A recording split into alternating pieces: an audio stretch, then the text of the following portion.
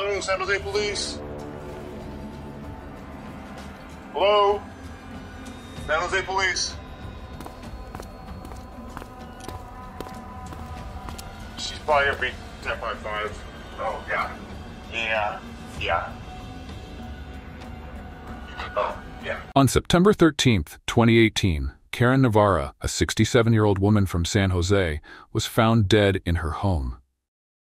Initially, her death appeared to be a suicide, as she was slumped in her kitchen chair, a knife in her hand. But detectives quickly noticed troubling signs. Blunt force trauma and deep stab wounds to her head and neck didn't look like self-inflicted injuries. Besides, around the house, drawers were pulled out and items were scattered as if someone had broken in, yet nothing valuable seemed to be missing. There was no obvious suspect, and since Karen lived alone, no witnesses could explain what had happened.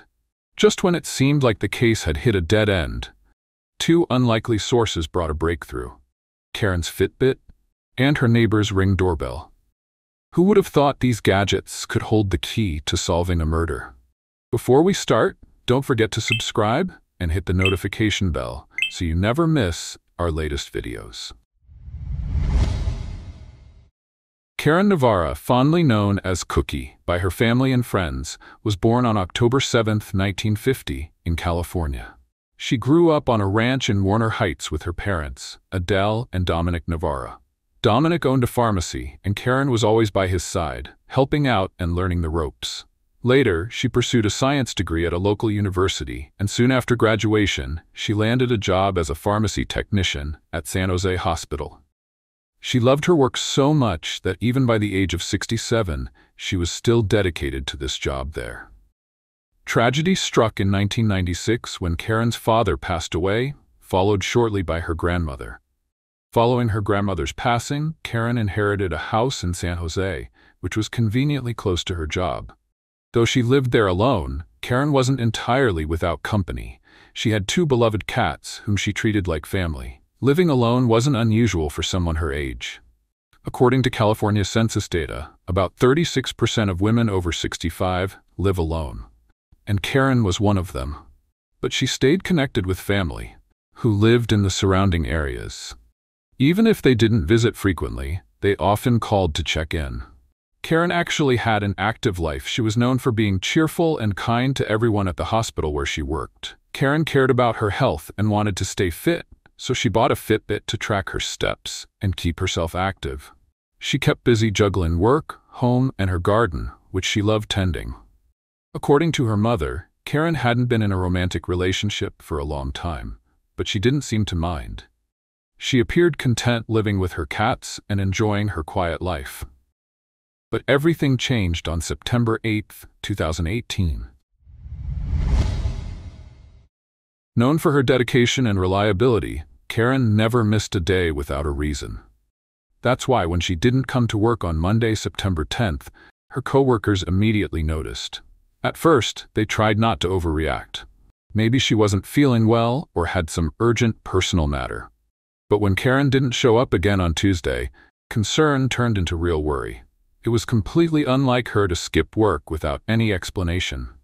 By Wednesday, her absence felt alarming. Fearing that something might have happened to her, Karen's colleagues couldn't wait any longer. They contacted the police and requested a welfare check on her home. However, for reasons unknown, that welfare check wasn't carried out right away. Until Thursday, September 13th, one of her closest coworkers, Amber Ashfaq, decided to take matters into her own hands. When she got to Karen's house, she noticed something strange. The door was unlocked. With high alert, Amber gently pushed the door open, just enough to peek inside. What she saw would definitely traumatize her for life. No friend should ever have to witness such a scene. San Jose Emergency, what are you reporting? Yeah, I'm reporting regarding my coworker. She didn't show up for work for last 2 days. I came here and I'm knocking at the door. She didn't answer the door. I just slightly pressed the door. She is sitting on the chair and then her face is all black spots on her face. I got scared and came out. I don't know if she's alive or we need emergency medical When the officers arrived, they tried to hope for the best. Has she moved at all? Is she moving at all? I just went inside and I just came out. Does she nail like she's passed away? They carefully approached the house. When the door was opened, the brutal truth lying before their eyes was even more horrible than anyone could imagine. Blue. San Jose Police. She's probably gonna be 1055. Oh, yeah? Yeah. Yeah. Oh, yeah. You bet herself. Yeah. William 1, subject's 1055. What's waiting for them in the kitchen area was a real shocker. Karen was lying lifeless on the ground by a chair at the dining table, just as her friend stated, and was holding an 8-inch kitchen knife in her right hand. At first glance, it looked like Karen had indeed committed suicide. But as the investigation unfolded, some evidence soon surfaced, suggesting that something far darker was at play. Experienced detectives were summoned to Karen's house, and they instantly put their skills to work. One of the very first things that I noticed were some of the wounds to her head and neck. The wounds were very deep and very violent. This woman had been deceased for some time. There were at least 12 deep, intrusive wounds to the middle of her face and the right side of her head, along with a gaping slit on the right side of her neck. These injuries made it clear that she had endured immense pain before her death. It was so brutal that it felt personal. Besides, there was a distinct lack of blood splatter. If Karen had cut her own throat, there should have been significant blood spray at the scene. This crucial detail suggested one thing. Her throat had been slit after she was already dead. So the most burning question emerged: who could have done something so horrific to her? Hoping for answers, investigators turned to the last person who might have any insight. Amber, her coworker. She was my coworker for the past 7 years. So sorry. And then she was supposed to work yesterday. She didn't. She always calls, she didn't show up. But instead of bringing clarity, Amber's words only raised more questions. Karen didn't seem to have any enemies. There were no signs of conflict, no indication that she had problems with anyone. This wasn't one of those cases where a likely culprit stood out from the start. And yet, someone had committed this brutal act. With no clear motive or obvious suspect, the critical question remained: who could be responsible for this, and why? A sergeant and his team began their investigation. Something immediately caught their attention: the stark contrast between the house's exterior and interior. From the outside, it looked neat and ordinary, but once inside, the scene was strangely chaotic. The disarray suggested that this house might be hiding crucial secrets. The detectives noticed 4 slices of pizza wrapped in tin foil and 2 glasses on the table. The implication was clear: Karen likely had a guest over shortly before the incident. This raised more unsettling questions. Was the last person to see her responsible for what happened? Or had an intruder struck after the guest left, catching Karen alone and off guard? The disorder hinted at a possible burglary, but something about it didn't feel right. Drawers were pulled open, yet nothing appeared to be missing. TVs, computers, laptops, even Karen's car in the garage, everything of value was still there. Nothing had been taken, which was unusual for a typical break-in. I worked burglary just before I came to homicide, and I've examined several hundred burglaries. That's not generally how a burglary looks.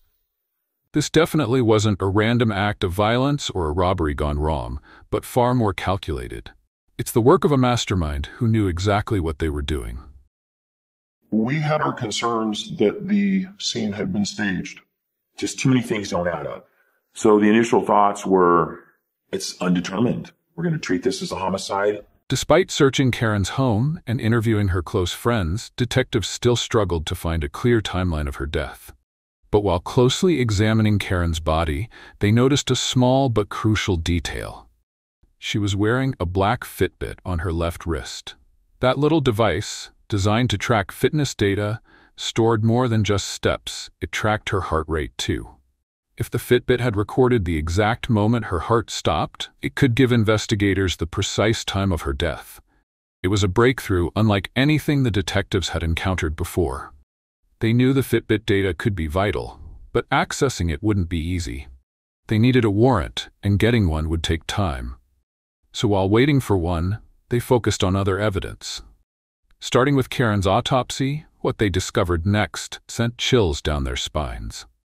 The forensic team had shaved portions of Karen's hair to expose shocking injuries hidden beneath. Her skull was cracked, and deep, violent wounds covered her head, so severe that any one of them would have instantly incapacitated her. This detail was crucial. If she had been instantly incapacitated, there was no way she could have slashed her own neck. This wasn't a suicide, it was murder.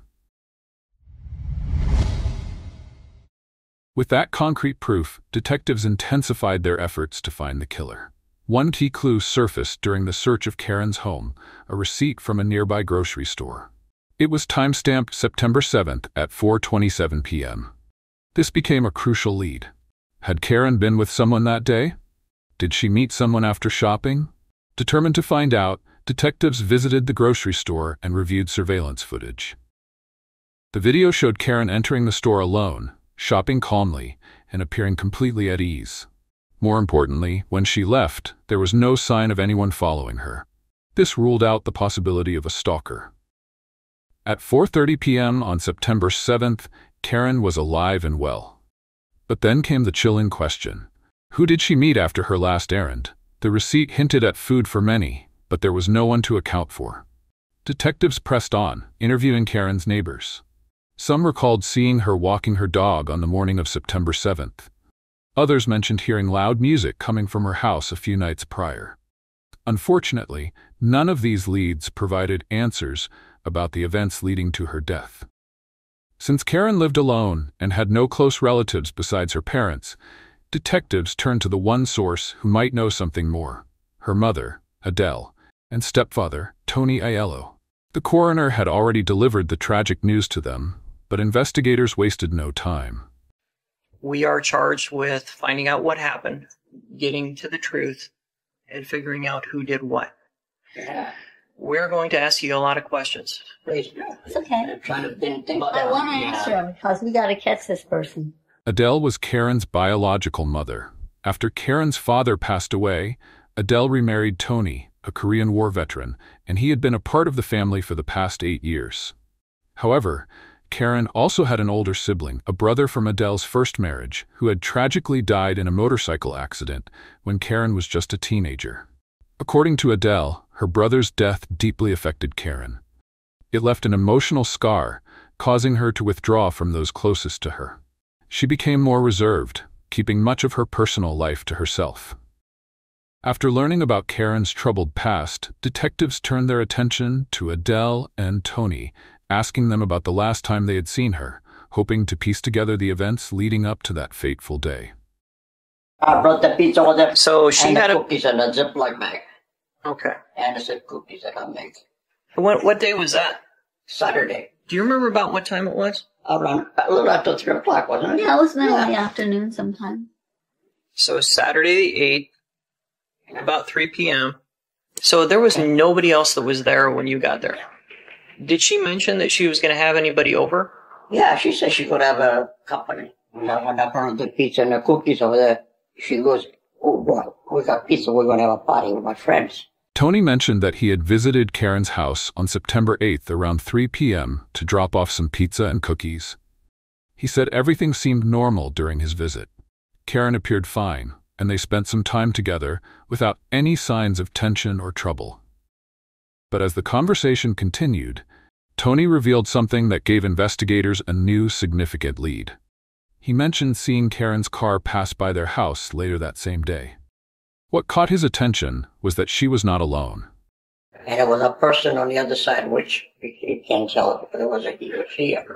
Okay, but there was definitely one other person in the car Oh, with her. yes.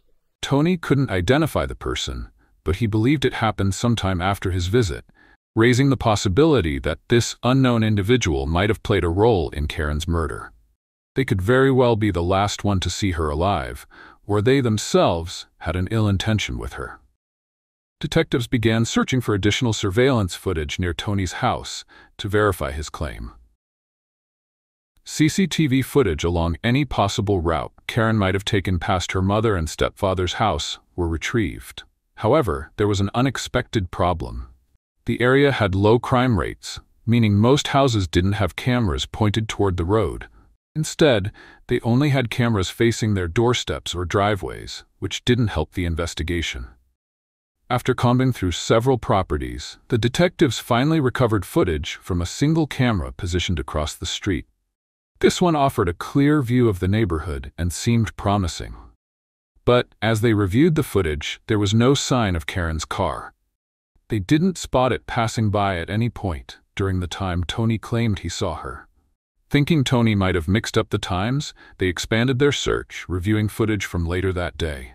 Still, nothing was found. This raised serious doubts about Tony's statement. But given his age, which was 90 at the time, it seemed unlikely he could have been physically involved in Karen's brutal death. Investigators leaned toward the possibility that he may have been confused rather than deceptive. Karen might have taken a different route, or perhaps the footage wasn't entirely reliable on timing. Without any clear evidence or new leads, the investigation hit a frustrating dead end. Eventually, detectives obtained a warrant to retrieve Karen's Fitbit data. However, they still had to wait a bit longer to access the specifics. Extracting data from the Fitbit wasn't as straightforward as they had hoped. Karen's Fitbit had been syncing through a Bluetooth connection on her desktop computer every 15 minutes, uploading data to Fitbit's servers via the internet. But the data wasn't stored locally on Karen's computer. The desktop merely acted as a gateway to the servers. This meant that retrieving the crucial information required assistance from Fitbit itself. Investigators contacted the company directly. They knew once the device was sent to Fitbit, it would take a few days for a full analysis. With time not on their side, the team had no choice but to continue their investigation by canvassing Karen's neighborhood, hoping to uncover additional clues.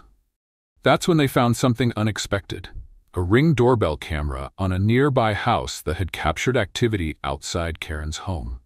A Ring video doorbell is designed to give instant alerts when someone rings the doorbell, allowing homeowners to see and speak with visitors from anywhere. But it can also function as a surveillance camera, as the built-in motion sensors will trigger video recording when movement is detected. In Karen's case, this new footage offered an unforeseen twist, potentially holding the key to unraveling what happened on the day of her murder. At exactly 3:12 p.m., a Toyota pulled into her driveway. The next clip, timestamped 3:35 p.m., showed that the Toyota had left. Unfortunately, the footage wasn't sharp enough to capture fine details. While it was clear that the car was a Toyota, the poor video quality made it impossible to identify the driver. The doorbell camera, after all, was designed to focus on people standing right in front of it, not vehicles in the background. Besides, this one wasn't positioned directly across from Karen's house. It was located at a corner, meaning the view of her driveway was distant and unclear. Despite these limitations, the footage provided a crucial lead. Investigators quickly connected the dots. They had already spoken to someone who owned a Toyota matching the one in the footage. This person also admitted to visiting Karen's house around that time, delivering biscotti and pizza. That was Tony, her 91-year-old stepfather. Moreover, neighborhood surveillance confirmed that Karen had not left her home after that. So Tony was the last person to see her alive, and his statement that he saw someone with her later was not true. With this new evidence in hand, detectives began to suspect that Tony might be more involved than they initially thought. I had to take a step back and think to myself, okay, this is a 5-foot-tall, 90-year-old man. Is he capable of inflicting that kind of an injury to his stepdaughter? I mean, could he physically do that? However, investigators still hadn't had any solid evidence directly linking Tony to Karen's death. The turning point only came when they obtained the long-awaited Fitbit data, crucial evidence that could uncover the truth about Tony's involvement. Fitbit provided several categories of data, including step count, movement, sleep patterns, and most importantly, heart rate. Everyone held their breath, waiting for the critical answer. When did Karen's heart actually stop? The data revealed that on September 8th, Karen's heart rate spiked sharply around 3:20 p.m., indicating a struggle or extreme distress. Moments later, it suddenly plummeted. By 3:23 p.m., the final record showed her heart had stopped completely, just minutes after Tony had reportedly left her house. This was the breakthrough investigators had been waiting for. The Fitbit data placed Tony at the scene during the exact time Karen was killed. With this damning evidence, officials moved swiftly to obtain an arrest warrant. On the 25th of September 2018, Tony was arrested on murder charges. Sir, San Jose Police, come over here. Oh, you betcha. Hi. Can I come over here? What's going on? Let me see your keys. Turn around. Turn around. Turn around. Wait, what is this? Honestly, when we pieced all this together, I was kind of in shock. But I'm like, look, this is just all lining up. I mean, we are following the evidence, and the evidence has taken us this direction. This is I don't know. Detectives wasted no time bringing Tony in for questioning. They laid out all the evidence in front of him, piece by piece, and explained the significance of the Fitbit data, emphasizing how it worked and why it mattered. We had it analyzed for any movement that occurred. I will tell you this, that the movement stopped on the 8th of September, that same day that you went over to visit her. Mm-hmm. Okay? I'll also tell you that the heart rate monitor indicated when she passed. Oh. The heart rate monitor indicated she passed at 3:28. And I was at 3:28. You were there at 3:28. We need to know what happened. What can I tell you? I won't tell you anything. If I was at there long, I will remember. That's it. I have no answer. You don't have an answer? Initially, Tony stuck to his original story, insisting he had nothing to do with Karen's death. After some time, the detectives stepped outside for a moment, leaving Tony alone. That's when something strange happened. Tony started doing exercises like Jack LaLanne. He was obviously still a fit man. I started to realize that he physically was definitely capable of committing this brutal homicide. As the interrogation progressed, the detectives actually had a parallel operation underway. A team of crime scene investigators executed a search warrant at Adele and Tony's residence. It wasn't long before they found some alarming items.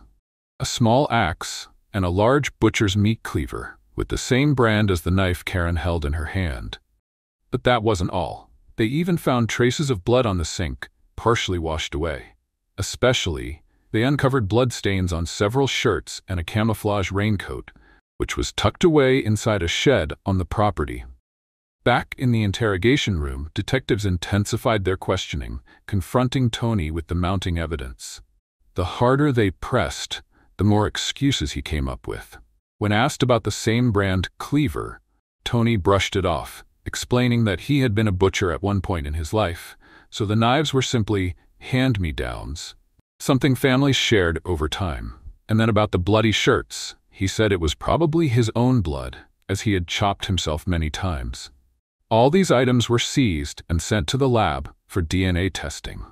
Finding articles of clothing with blood on them is not necessarily abnormal inside a house. I understand that if someone cuts themselves, that there may be a smear of blood on their shirt or something of that nature, but there are different types of blood spatter that if you've seen them many, many times before, they're instantaneously recognizable.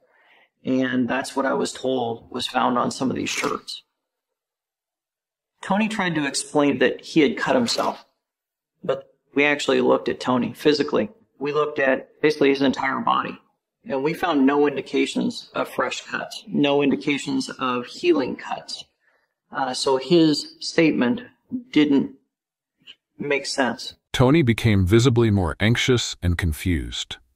When the officer left him alone again, Tony's behavior took a bizarre turn. He began muttering to himself, seemingly having no idea that the room was under constant surveillance.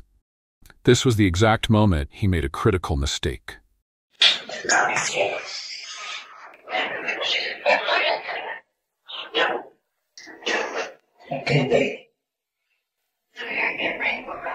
Tony was close, so close to confessing at least part of the crime. He wasn't admitting it outright to the police, but he was admitting it to himself without even realizing it. Despite this, the case wasn't over yet. There was one thing that still remained a mystery. Why would a 90-year-old man, who was described by his family and his friends as really warm and loving, out of the blue kill his stepdaughter so mercilessly? As word spread about Tony's arrest, his family quickly hired a strong legal defense team to prepare for trial. Interestingly, during their investigation, the defense discovered a cigarette in Karen's kitchen. When tested, the cigarette returned several DNA markers belonging to an unknown Asian man. Neither Karen nor Tony smoked, making this detail unusual. However, just when the defense thought they had something, the prosecution brought up one critical point.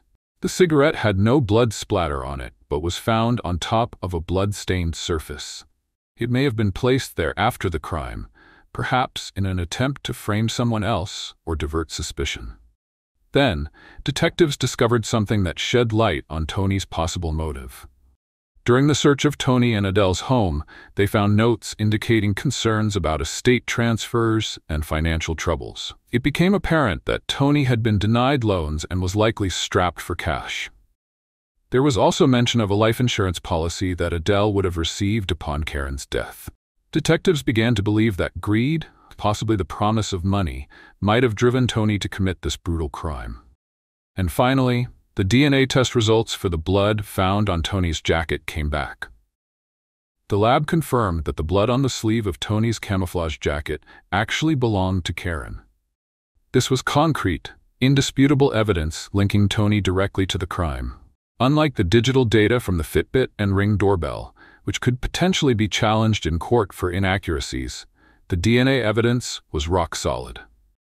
After weeks of painstaking investigation, the prosecution now had everything they needed to build a compelling and airtight case against Tony. However, before the trial could begin, Tony was admitted to a local hospital due to worsening medical conditions. At 6:12 p.m. on September 10th, Tony was pronounced dead, having succumbed to pre-existing health issues after over a year awaiting trial. He was 91 years old. In the end, the case was never brought to trial, leaving many questions unanswered and denying Karen's family the chance for justice through the court system. Despite the evidence presented, certain outlets still doubted whether detectives had truly caught the right person.